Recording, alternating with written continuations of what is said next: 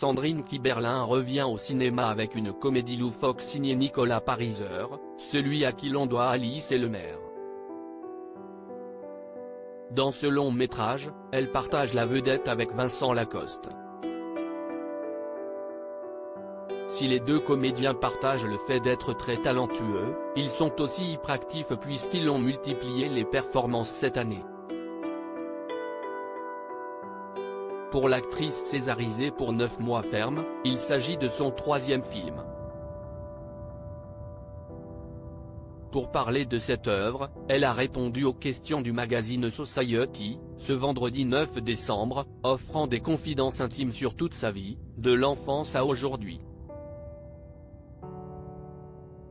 Elle revient notamment sur son mariage avec le père de sa fille, Suzanne, le comédien Vincent Lindon.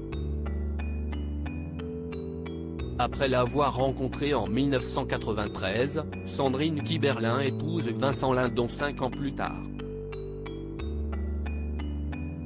Elle révèle dans le magazine les circonstances surprenantes de son mariage surprise. « Oui, on m'a épousé sans que je le sache. Le prétexte, c'était qu'il m'emmenait fêter mon anniversaire, les yeux bandés, et je me suis retrouvée à la mairie avec des gens qui ne savaient pas ce qu'ils foutaient là.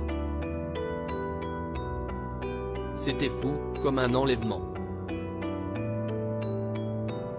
Une scène qui a choqué certains proches, comme sa réalisatrice fétiche Laetitia Masson, en avoir, ou pas, à vendre. Love Me, elle, s'est levée en disant « On ne peut pas faire ça à une femme ». Comment a-t-elle vécu cet acte fou? De son côté, Sandrine Kiberlin a vécu les choses différemment. « Moi, j'étais pas du tout là-dedans.